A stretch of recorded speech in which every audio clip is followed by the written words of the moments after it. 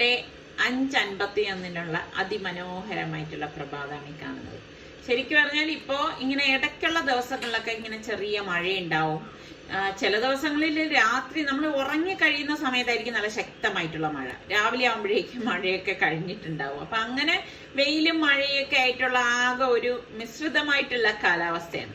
ഇപ്പൊ ദാ നമ്മളുടെ പിച്ചി എല്ലാം പൂത്ത് നിൽക്കാണ്. പിച്ചിപ്പൂവിന് ഒരു പ്രത്യേക മണമാണല്ലേ. അതും ഈ അതിരാവിലെയുള്ള പൂക്കളുടെ മണം എന്ന് പറഞ്ഞാൽ ഒരു പ്രത്യേക സുഗന്ധം തന്നെയാണ്. അപ്പൊ നമ്മളുടെ ബോഗൻവില്ലയിലേക്ക് ചെറുതായിട്ടൊക്കെ വീണ്ടും പൂക്കള വന്നു തുടങ്ങി. അത് കാണുമ്പോൾ തന്നെ നല്ല സന്തോഷമാണ്. അപ്പൊ രാവിലെ തന്നെ ഞങ്ങൾ ഇതാ പുറത്തേക്ക് ഇറങ്ങണം. പുറത്തേക്കെന്ന് പറയുമ്പോൾ കറങ്ങാനൊന്നും അല്ല കേട്ടോ. അപ്പൊ കുറെ ദിവസമായി നമ്മള് ഈ പറഞ്ഞ മാതിരി ബീഫൊക്കെ ഒന്ന് വാങ്ങിയിട്ട്, അപ്പം അത് വാങ്ങിക്കാൻ വേണ്ടിയിട്ട് നമ്മള് മൂന്നുപേരും കൂടെ പോവുകയാണ്. അപ്പൊ രാവിലെ പോയാൽ മാത്രമേ നല്ല ഐറ്റംസ് ഒക്കെ നമുക്ക് കിട്ടത്തുള്ളൂ. അപ്പൊ ആഴ്ചയിൽ ഒരു ദിവസമാണ് ഇങ്ങനെ ഈ ഇതൊക്കെ വാങ്ങിക്കാനായിട്ട് പോണത്. അങ്ങനെ ആ ഒരു ദിവസമേ അന്ന് അവിടെ ഷോപ്പും ഉണ്ടാവത്തുള്ളൂ കേട്ടോ. പിന്നെ ഞങ്ങളെ സംബന്ധിച്ച് ഞങ്ങൾ എവിടെങ്കിലും ഒന്നും ചെന്നൊന്നും വാങ്ങിക്കത്തില്ലേ. മട്ടൺ വാങ്ങിക്കണമെങ്കിൽ നേരെ പോകും സുൽഫിക്കയുടെ കടയിൽ, പാളയത്ത് കേട്ടാ. അവിടെ നിന്ന് തന്നെ വാങ്ങിക്കത്തുള്ളൂ. ബീഫാണെങ്കിൽ നമ്മളുടെ അഴിക്കോട് വന്നിട്ട് സലാമിൻ്റെ തന്നെ വാങ്ങിക്കത്തുള്ളൂ. പിന്നെ എപ്പോഴെങ്കിലും ലുലുവില് പോകുമ്പം മട്ടൺ കേട്ടാ ഇങ്ങനെ കാണണമെങ്കിൽ എപ്പോഴെങ്കിലും കേട്ടാ 1 പ്രാവശ്യം 2 പ്രാവശ്യം കണ്ട് ഇവിടെ ആകെ വാങ്ങിയിട്ടുള്ളൂ. അല്ലാതെ ഞങ്ങൾ ഇവിടെ നിന്ന് തന്നെ വാങ്ങിക്കത്തുള്ളൂ. അത് നമുക്ക് ഇങ്ങനെ മനസ്സിന് തൃപ്തിയായിട്ടുള്ള സ്ഥലത്ത് നിന്ന് വാങ്ങിച്ചിട്ട് കഴിച്ചാലേ അതിനൊരു തൃപ്തി കിട്ടത്തുള്ളൂ കേട്ടോ. അപ്പം ഈ രാവിലെ വരുമ്പോഴേക്ക് സലാം ഈ പറഞ്ഞ മാതിരി വലിയ തിരക്കൊന്നും ഉണ്ടാവത്തില്ല. അപ്പം സലാമിനും ഇങ്ങനെ ഈ സമാധാനമായിട്ട് നമുക്ക് നമ്മളുടെ രീതിക്കൊക്കെ വെട്ടിയെടുത്ത് തരാനും സാധിക്കും. അപ്പൊ മട്ടനൊക്കെ ബീഫൊക്കെ വാങ്ങിച്ചു. അപ്പൊ ഇനിയിപ്പം നേരെ വീട്ടിലേക്ക് പോയിട്ട് ഇന്നത്തെ നമ്മളുടെ റെസിപ്പി എന്ന് പറഞ്ഞാല് ഇത് വെച്ചിട്ടുള്ളതാണ് കേട്ടോ. ഇങ്ങനെ വരുമ്പോഴേക്കും നമ്മൾ കുറച്ച് കൂടുതലായിട്ട് വാങ്ങിക്കും കേട്ടോ. ഞാൻ പറഞ്ഞില്ലേ ആഴ്ചയിൽ ഒരു ദിവസം ഉണ്ടാവത്തുള്ളൂ. അപ്പൊ അതുകൊണ്ടാണ് കുറച്ച് കൂടുതലായിട്ട് വാങ്ങിക്കുന്നത്. പിന്നെ പിള്ളേർക്കൊക്കെ അങ്ങനെ ഇഷ്ടത്തിനനുസരിച്ച് ഉണ്ടാക്കി കൊടുക്കുകയും ചെയ്യാമല്ലോ എന്ന് വിചാരിക്കും. അപ്പൊ എല്ലാ ആഴ്ചയൊന്നും ഞങ്ങൾ ഇങ്ങനെ വന്ന് വാങ്ങിക്കാറില്ല. വാങ്ങിക്കുന്ന സമയത്താണ് ഈ പറഞ്ഞ മാതിരി കുറച്ച് അധികം വാങ്ങിച്ചിട്ട് പോകുന്നത്. ഇങ്ങനെ രാവിലെ ഇറങ്ങുമ്പോൾ ഉള്ള ഒരു ഇതെന്ന് പറഞ്ഞാൽ റോഡിലൊന്നും അധികം റഷ് ഉണ്ടാവത്തില്ല കേട്ടോ. എനിക്കാണെങ്കിൽ ഇതുപോലെയുള്ള രാവിലെയുള്ള യാത്രകൾ ഭയങ്കര ഇഷ്ടമാണ് കേട്ടോ. അപ്പൊ ഇതുപോലെ സാധനങ്ങളൊക്കെ വാങ്ങിക്കാനാണെങ്കിലും എനിക്ക് തന്നെ കണ്ടു വാങ്ങണം കേട്ടോ. എങ്കിലേ എനിക്കൊരു തൃപ്തി വരത്തുള്ളൂ.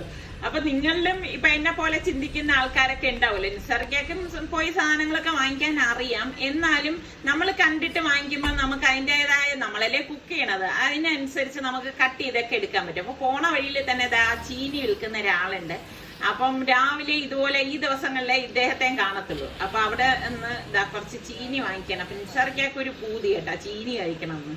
അപ്പൊ എനിക്കാണെങ്കിൽ ഇങ്ങനെ എപ്പോഴും ഒന്നും നമുക്ക് അങ്ങനെ ചീനി കഴിക്കാനൊന്നും തോന്നത്തില്ലല്ലോ. ഇന്നിപ്പോ ബീഫൊക്കെ വാങ്ങിച്ചത് കൊണ്ടാണ് നിസ്സർഗയ്ക്ക് ചീനിയും ഒക്കെ വാങ്ങിച്ചിരിക്കുന്നത്. അപ്പൊ ഈ പറഞ്ഞ മാതിരി ഇതുപോലെയുള്ള രാവിലെയുള്ള യാത്രകൾ ഇഷ്ടപ്പെടുന്ന എത്ര പേരുണ്ട്. അല്ലെങ്കിൽ നമ്മുടെ അവിടെ നിന്ന് കുറച്ച് ദൂരം ഇങ്ങോട്ട് വരുമ്പോഴാണ് ഈ അഴിക്കോടെന്ന് പറയുന്ന സ്ഥലം കേട്ടോ. എന്നാൽ ഇങ്ങനെ ഈ ചുറ്റുമുള്ള ചെടികൾക്കിടയിലൂടെ വണ്ടികളൊക്കെ പോകുമ്പോൾ അതും ഞാൻ നല്ലതുപോലെ ആസ്വദിക്കും. അപ്പൊ വീട്ടില് ഞാൻ ബീഫ് കൊണ്ടുവന്നിട്ട് ഡ്രസ്സൊക്കെ മാറി വന്നു. നേരെ ബീഫ് കഴുകാനായിട്ട് പോകണം കണ്ടോ. നല്ല ഫ്രഷ് ആയിട്ടുള്ള ഒരു സംഭവമാണ്. അപ്പൊ ഇതിനിപ്പം ഈ പറഞ്ഞ മാതിരി നന്നായിട്ടൊന്ന് കഴുകിയെടുക്കുകയാണ്. അപ്പൊ ഇവിടെ എടുത്തു കഴിഞ്ഞാൽ സുൽത്താനൊക്കെ ആണെങ്കിൽ എപ്പോഴും ഇതുപോലെ ബോൺലെസ് പീസാണ് ഇഷ്ടം. എനിക്കൊന്നും ഒട്ടുമിക്ക മക്കൾക്കും ഇഷ്ടം ബോൺലെസ് ആയിരിക്കില്ല. അവർക്ക് ഇങ്ങനെ എല്ലൊന്നും കടിച്ചു പറിക്കാനും കടിക്കാനും ഒന്നും വയ്യ. അപ്പൊ നമ്മളെ പോലുള്ളവർക്കൊക്കെയാണ് ഈ എല്ല് ഇഷ്ടം. നിങ്ങളുടെ എത്ര പേർക്ക് ഇതുപോലെ എല്ല് ഇഷ്ടമുള്ളവരുണ്ട്? അപ്പൊ അത് കാരണം എനിക്ക് നിസ്സാർക്കും ഒക്കെ ഇങ്ങനെ എല്ലുള്ള പീസുകളൊക്കെ കഴിക്കാൻ ഭയങ്കര ഇഷ്ടമാണ് കേട്ടോ. അപ്പൊ അതുകൊണ്ട് തന്നെ നമ്മൾ അത് സെപ്പറേറ്റ് ആയിട്ട് വാങ്ങിച്ചു. കാരണം ഇതിപ്പം എടുത്ത് കറി വെച്ച് കഴിഞ്ഞാലും ഇതിന്റെ ചാറെടുക്കുന്നതല്ലാതെ ഇങ്ങനെ ഇതിലുള്ള പീസുകളൊന്നും എടുക്കത്തില്ല. കാരണം എല്ലുള്ളത് കാരണം പിള്ളേർക്ക് അതൊന്നും വലിയ താല്പര്യമില്ല. അപ്പൊ അതുകൊണ്ടാണ് ബോൺലെസ് പീസ് കുറച്ചധികം വാങ്ങിക്കുന്നത്. അപ്പൊ ഞാൻ ഇത് എല്ലാം നല്ലതുപോലെ ഒന്ന് കഴുകിയെടുക്കണം. ബീഫ് ആകുമ്പോഴേക്കും അത് നല്ലതുപോലെ കഴുകിയെടുക്കണം. അല്ലെങ്കിൽ എന്താന്ന് വെച്ചാൽ അതിനുള്ളിൽ നല്ല ബ്ലഡ് ഉണ്ടാവും. അപ്പൊ അതുകൊണ്ട് ഞാനിങ്ങനെ തൃപ്തി വരുന്നത് വരെ അത് കഴുകിയെടുക്കും. അപ്പൊ ആദ്യം തന്നെ ഞാൻ നമ്മുടെ ബോൺലെസ് പീസ് ഫുള്ളായിട്ട് പ്രഷർ കുക്കറിലേക്ക് ഇട്ട് കൊടുക്കാണ്. ഇനി നമുക്ക് ഇതൊന്ന് വേവിച്ചെടുക്കണം. അപ്പൊ ഇതോടൊപ്പം തന്നെ ഞാൻ ഒരു വലിയ സവാള നീളത്തിൽ അരിഞ്ഞതും അതുപോലെ തന്നെ ഇഞ്ചി വെളുത്തുള്ളി പേസ്റ്റ് അത് ഏകദേശം 2 ടേബിൾ സ്പൂൺ ഇടുന്നുണ്ട്. കുറച്ചധികം കറിവേപ്പിലയും കൂടി ഇട്ട് കൊടുക്കും. പിന്നെ നമുക്ക് മുളക് പൊടി മല്ലിപ്പൊടി അതൊക്കെ 3 ടേബിൾ സ്പൂൺ വീതവും 1/2 ടീസ്പൂൺ വീതം കുരുമുളക് പൊടി ഗരം മസാല പൊടി മഞ്ഞൾപ്പൊടി ഇത്രയും കൂടി ഞാൻ ഇട്ട് കൊടുക്കണം. ബീഫ് കുറച്ച് അധികം ഉള്ളത് കൊണ്ടാണ് ഇത്രയും പൊടികൾ നമ്മൾ ഇതിലേക്ക് ചേർത്ത് വേവിച്ചെടുക്കുന്നത്. പിന്നെ ഇതിലേക്ക് നമുക്കിനി പാകത്തിനുള്ള ഉപ്പും കൂടി ഇട്ട് കൊടുക്കണം. അപ്പൊ എപ്പോഴും ഞാൻ ഇതിന്റെ റെസിപ്പിയൊക്കെ ഒരുപാട് കാണിക്കുന്നതാണ്. 1 ടേബിൾ സ്പൂൺ വെളിച്ചെണ്ണയും കൂടി ഒഴിച്ചിട്ട് നമുക്ക് നന്നായിട്ട് കൈ കൊണ്ടൊന്ന് മിക്സ് ചെയ്ത് കൊടുക്കാം. അപ്പൊ ഞാൻ ഈ പല പ്രാവശ്യം കാണിക്കുമ്പോൾ ചിലർ എൻ്റെ അടുത്ത് ക്വസ്റ്റ്യൻ ഇങ്ങോട്ട് ചോദിച്ചിട്ടുണ്ട്, ഇപ്പൊ ഇതിൽ തക്കാളി ചേർക്കത്തില്ലെന്ന്. അപ്പൊ ഞാൻ ഇതിൽ തക്കാളി ചേർക്കാറില്ല കേട്ടോ, തക്കാളി ചേർത്ത് വേവിക്കാറില്ല. അപ്പൊ ഇത് പ്രഷർ കുക്കർ മൂടി നമുക്ക് വെയിറ്റ് ഇട്ടിട്ട് ഒരു 5 വിസിൽ വരെ ഇത് വേവിച്ചെടുക്കാം. അപ്പൊ ഇത് കറി വെക്കാനുള്ള പീസാണ് ഞാൻ മറ്റൊരു പ്രഷർ കുക്കറിലേക്ക് ഡ്രെയിൻ ചെയ്ത പീസ് ഇട്ട് കൊടുക്കാണ്. ഇട്ടുകൊടുത്ത ശേഷം ഇതുപോലെ ഒരു സവാള, കുറച്ച് കറിവേപ്പില, 1.5 ടേബിൾ സ്പൂൺ ഇഞ്ചി വെളുത്തുള്ളി പേസ്റ്റ്, ഇതിലേക്ക് ഇനി 2 teaspoon Kashmiri chilli powder, 1 teaspoon കുരുമുളക് പൊടിയും 1 ടീസ്പൂൺ മഞ്ഞൾപ്പൊടിയും 1 ടീസ്പൂൺ ഗരം മസാല പൊടിയും 2 ടീസ്പൂൺ മല്ലിപ്പൊടിയും പാകത്തിനുള്ള ഉപ്പും കൂടി ചേർത്തിട്ട് ഇനി നമുക്കിത് നന്നായിട്ടൊന്ന് മിക്സ് ചെയ്ത് കൊടുക്കണം. അപ്പൊ ഇതോടൊപ്പം തന്നെ ഞാൻ 1 ടേബിൾ സ്പൂണോളം വെളിച്ചെണ്ണയും കൂടി ചേർത്ത് കൊടുക്കാണ്. കൈകൊണ്ട് നല്ലതുപോലെ മിക്സ് ചെയ്ത് ഇത് ഇന്ന് യോജിപ്പിച്ചെടുക്കാം. അപ്പൊ ഇതിലേക്ക് നമ്മൾ ഒട്ടും വെള്ളം ചേർക്കത്തില്ല കേട്ടോ. വെള്ളം ചേർത്ത് കഴിഞ്ഞാൽ അതിന്റെ ടെക്സ്ചറേ മാറിപ്പോവും. ഇതുപോലെ മിക്സ് ചെയ്ത ശേഷം കുക്കർ മൂടി വെയിറ്റ് ഇട്ടിട്ട് ഞാൻ ഇതും ഒരു 5 വിസിൽ വരെ ഒന്ന് വേവിച്ചെടുക്കാൻ പോവുകയാണ്. അപ്പൊ നമ്മുടെ ബീഫൊക്കെ ഇവിടെ വിസിൽ കേട്ടോണ്ടിരിക്കുകയാണ്. അപ്പൊ ഞാൻ ഗ്യാസ് ഓഫ് ചെയ്തു. സ്റ്റീം പോയ ശേഷമാണ് വിസിൽ മാറ്റിയിട്ട് നമ്മൾക്ക് കുക്കർ ഓപ്പൺ ചെയ്യേണ്ടത്. കണ്ടോ, പാകത്തിന് വെന്ത് വന്നിട്ടുണ്ട്. ഇതിപ്പോ ബീഫിൽ നിന്ന് തന്നെ ഊറി വന്ന ആ ഒരു ചാറാണ് ഈ കാണുന്നത്. അപ്പൊ ഇതുപോലെ ഒന്ന് മിക്സ് ചെയ്തെടുക്കണം. മിക്സ് ചെയ്തെടുത്ത ശേഷം ഞാൻ ഇവിടെ വലിയൊരു കടായി അടുപ്പത്തേക്ക് വെച്ചിട്ട് ഇതിലേക്ക് ഞാൻ 2 ടേബിൾ സ്പൂൺ വെളിച്ചെണ്ണ ഒഴിച്ചു കൊടുക്കുകയാണ്. 1 ടീസ്പൂണ് പെരിഞ്ജീരകവും അതുപോലെ തന്നെ 2-3 വറ്റൽ മുളക് ഇതുപോലെ ഒന്ന് മുറിച്ചിട്ട് കൊടുക്കാം. അപ്പൊ ഇതൊക്കെ ഇടുമ്പോൾ നല്ല മണവും നല്ല ടേസ്റ്റുമാണ് കേട്ടോ. എന്നിട്ട് കുറച്ചധികം കറിവേപ്പില ഇതുപോലെ ഇട്ട് കൊടുക്കണം. എന്നിട്ട് നമുക്ക് ഈ വേവിച്ച് വെച്ചിരിക്കുന്ന ഈ ബോൺലെസ് ബീഫില്ലേ, അതാണ് ഞാൻ ഇതിലേക്ക് ഒഴിച്ചു കൊടുക്കുന്നത്. ഒഴിച്ചു കൊടുത്ത ശേഷം ഇനി നമുക്കിത് ഇളക്കി ഒന്ന് വരട്ടിയെടുക്കണം. അപ്പൊ ഇവിടെ സുൽത്താന്റെ കാര്യം എടുത്തു കഴിഞ്ഞാൽ ഞാൻ ഇതിന് മുൻപത്തെ വ്ളോഗിലും ഒക്കെ ബീഫ് വേവിക്കുമ്പോൾ എപ്പോഴും കാണിച്ചിട്ടുള്ളതാണ്, നല്ല ഡ്രൈ ആയിട്ടിരിക്കണം കേട്ടോ. ഇങ്ങനെ ഈ ചാറോട് കൂടിയിട്ടുള്ളത് ഇവർക്ക് വലിയ താല്പര്യമില്ല. അപ്പം അതിങ്ങനെ ആ ഡ്രൈ ആക്കി എടുക്കുന്നതാണ് ഇനിയിപ്പം നടക്കുന്ന പ്രോസസ്സ് എന്ന് പറയുന്നത്. നമ്മള് ഇത് അടി ചേർത്ത് നല്ലതുപോലെ ഇളക്കി കൊടുക്കണം. അപ്പൊ ഈ ഇരുമ്പ് ചട്ടി ആകുമ്പോഴേക്ക് പെട്ടെന്ന് നമുക്ക് ഇത് റെഡിയാക്കി കിട്ടുകയും ചെയ്യും, നല്ല ടേസ്റ്റും ആയിരിക്കും. അപ്പൊ അതവിടെ റെഡിയാവുന്ന നേരത്തിന് നമ്മൾ എല്ലോട് കൂടിയിട്ട് വേവിച്ച ബീഫ് കണ്ടോ, അത് ഇവിടെ സ്റ്റീമൊക്കെ പോയ ശേഷം ഞാൻ ഓപ്പൺ ചെയ്തു. അപ്പൊ ഇതിലിനി കുറച്ച് മസാലപ്പൊടികൾ അഡീഷണൽ ആയിട്ട് നമ്മൾ ചേർത്ത് കൊടുക്കും. അപ്പൊ അത് പാകത്തിന് വെന്ത് വന്നിട്ടുണ്ട്. അപ്പൊ നമ്മളുടെ ഈ വരട്ടിക്കൊണ്ടിരിക്കുന്നത് ഇടയ്ക്കിടയ്ക്ക് ഇതുപോലെ ഒന്ന് ഇളക്കി കൊടുത്തോണ്ടിരിക്കണം. അല്ലെങ്കിൽ എന്തെന്ന് വെച്ചാൽ അടിക്ക് പിടിക്കാനുള്ള സാധ്യത കൂടുതലാണ്.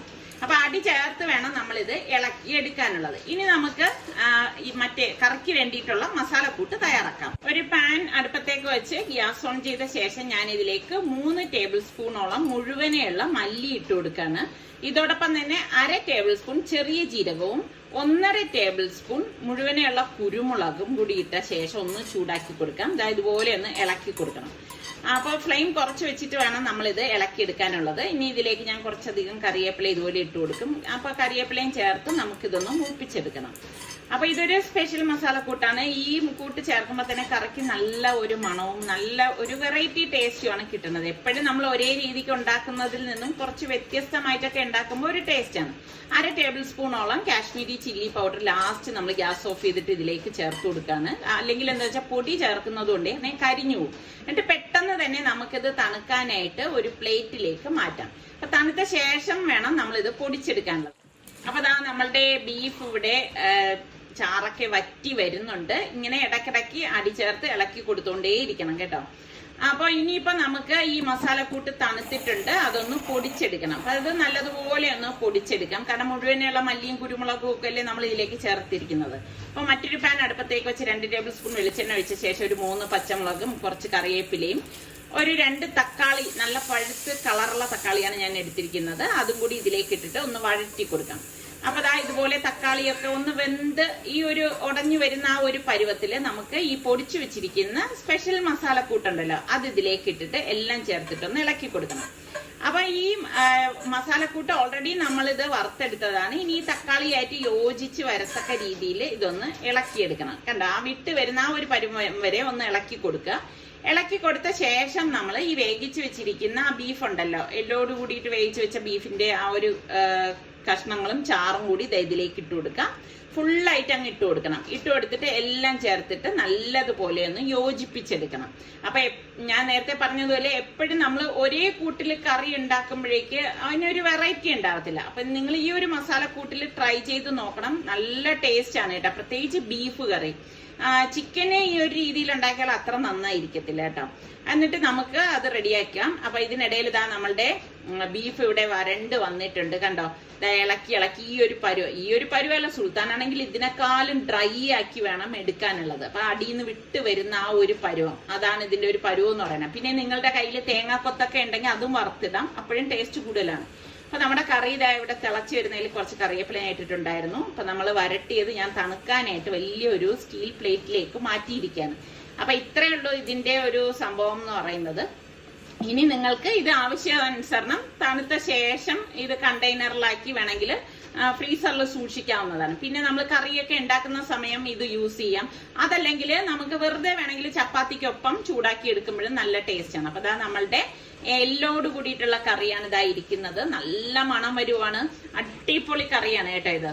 അപ്പൊ ട്രൈ ചെയ്യാത്തവർ ഈ രീതിയിലൊന്ന് ട്രൈ ചെയ്ത് നോക്കണേ. നല്ല കുറുകിയ ചാറോട് കൂടിയിട്ട് നല്ല കുരുമുളകിന്റെയും കറിവേപ്പിലയുടെ ഒക്കെ നല്ല മണമുള്ള നല്ല ഒരു കിഡിലൻ കറി തന്നെയാണ് കേട്ടോ. ട്രൈ ചെയ്ത് നോക്കിയിട്ട് ഫീഡ്ബാക്ക് കൂടെ തരണേ. അപ്പൊ ഇന്നത്തെ ബ്രേക്ക്ഫാസ്റ്റിന് ഞാൻ വെറൈറ്റി ആയിട്ടുള്ള ഒരു ഐറ്റം ഉണ്ടാക്കുന്നത്. ഒരു ബൗളിലേക്ക് നമുക്ക് 1 കപ്പ് റവ ഇട്ട് കൊടുക്കാം. അപ്പൊ ഈ വറുത്തതോ വറുക്കാത്തതോ ഏത് റവ വേണമെങ്കിലും നമുക്ക് ഇതിനായിട്ട് എടുക്കാം. അതുപോലെ തന്നെ 1 കപ്പ് നല്ല കട്ടിയുള്ള തൈരും കൂടി ഞാൻ ചേർത്ത് കൊടുക്കാണ്. പിന്നെ നമുക്ക് ഇതിലേക്ക് പാകത്തിലുള്ള ഉപ്പും കൂടി ഇട്ടിട്ട് ഇതെല്ലാം ചേർത്തിട്ടൊന്ന് മിക്സ് ചെയ്ത് കൊടുക്കാം. അപ്പൊ ഈ റവയും തൈരും എല്ലാം നല്ലോണം യോജിക്കത്തക്ക രീതിയിൽ മിക്സ് ചെയ്ത ശേഷം ഞാൻ ഇതിലേക്ക് 1 കപ്പ് വെള്ളം ഒഴിച്ചു കൊടുക്കാണ്. ഞാൻ 250 ml കപ്പാണ് എടുത്തിരിക്കുന്നത്. അപ്പൊ ആദ്യം കുറച്ച് വെള്ളം ഒഴിച്ചിട്ട് ഇതുപോലെ ഒന്ന് മിക്സ് ചെയ്ത് കൊടുക്കും. അതിനുശേഷം മാത്രമേ ബാക്കിയുള്ള വെള്ളം നമ്മൾ ഇതിലേക്ക് ചേർത്ത് കലക്കി എടുക്കത്തുള്ളൂ.